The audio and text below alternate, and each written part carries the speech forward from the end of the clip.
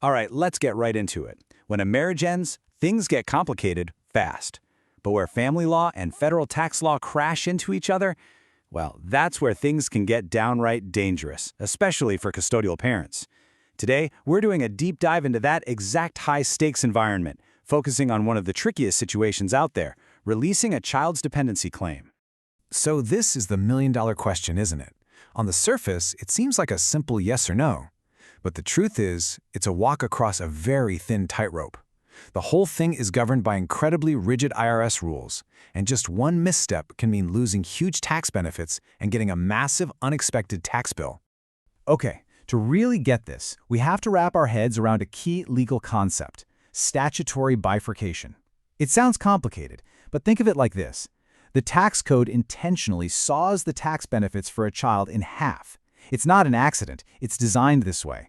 Certain benefits, like the big-ticket child tax credit, can be packed up and shipped over to the non-custodial parent.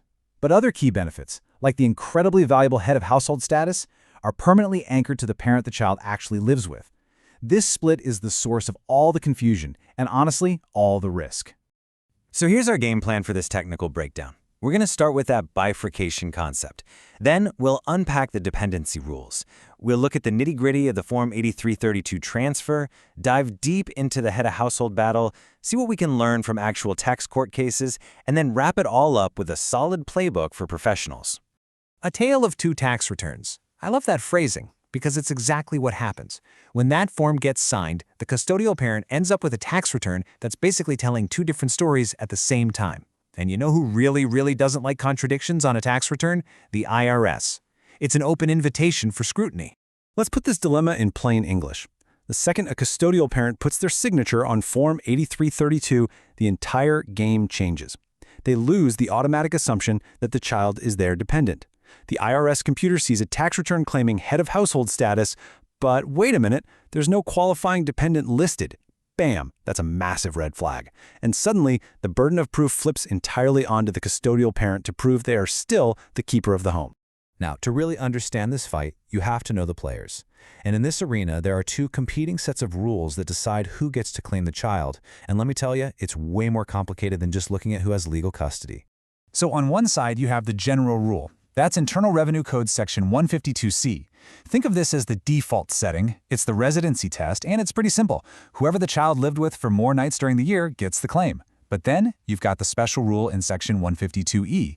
This is the powerful override switch. It allows the non-custodial parent to claim the child, but only, and I mean only, if the custodial parent signs that very specific permission slip, Form 8332. Now this chart, this right here is everything. It shows you that statutory bifurcation in action. Look at what gets packed up and sent over with that signed Form 8332, the dependency status, and that valuable child tax credit. But now look at what stays behind, chained to the custodial parent. We're talking head of household status, the earned income tax credit, the child independent care credit. The law literally draws a bright red line down the middle of these benefits. So let's zoom in on the instrument that makes this all happen. Form 8332 is not a suggestion. It's not a nice to have. It is the mandatory, non-negotiable, official IRS tool you have to use to make this transfer happen, period. And you better believe the IRS is a stickler for the details here. There is zero room for error.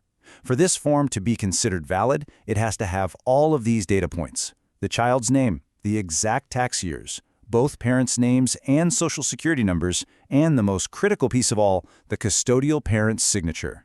If you get any of this wrong or leave a box blank, the IRS can just throw the whole thing out. And this quote from the regulations is where so many people get absolutely crushed. Let me translate this for you. A family court judge can write whatever they want in a divorce decree.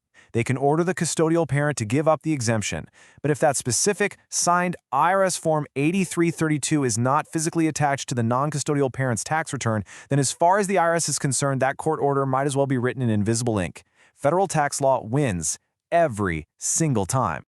All right, time for the main event. This is the battle royale for head of household status. This is that incredibly valuable benefit that does not transfer, and the IRS has a brutal two-part test to make you prove you still deserve it. So the IRS hits you with a 1-2 punch. two tests you absolutely have to pass.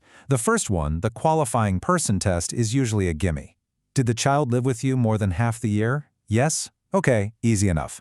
But then comes the second punch, the cost of maintaining a household test. And folks, this is the knockout blow. This isn't about love or who's the better parent. It's a cold, hard math problem, and this is where it all goes wrong. Now, here is a super subtle but absolutely critical distinction.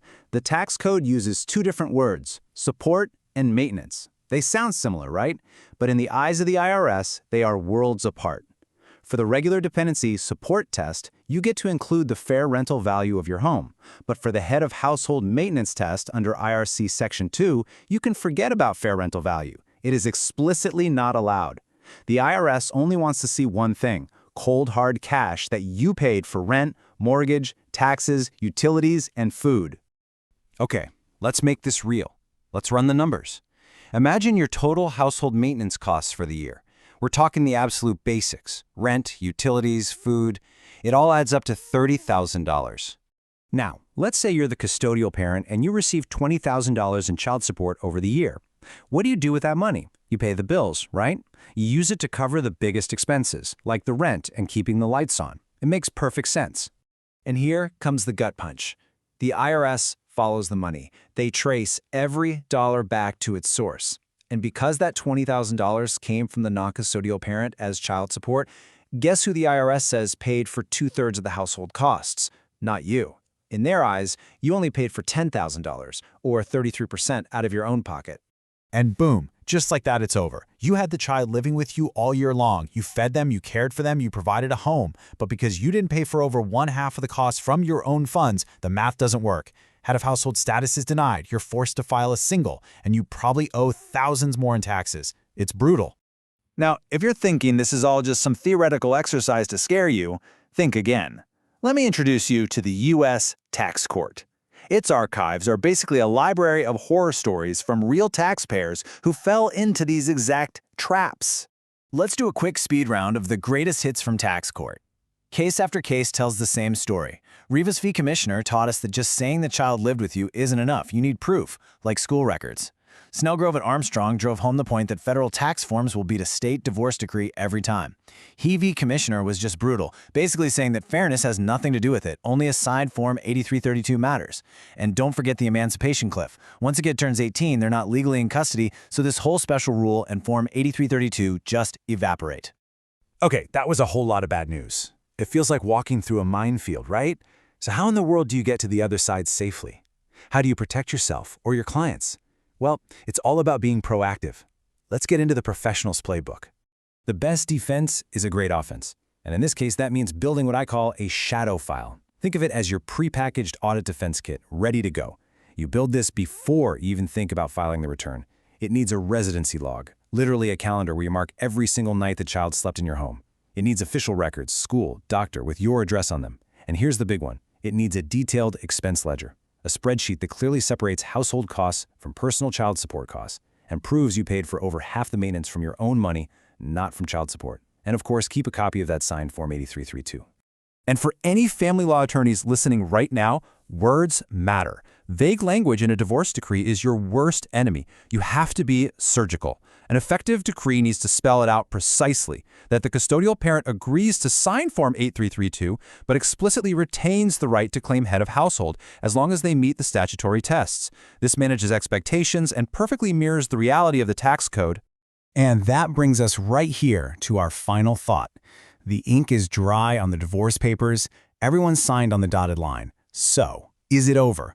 Is that custodial parent's head of household status secure?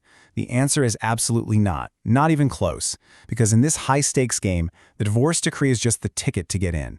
Winning requires meticulous records. It requires proof. It requires surviving the IRS's unforgiving math. In this dilemma, the final word doesn't come from a judge's gavel, it comes from a calculator.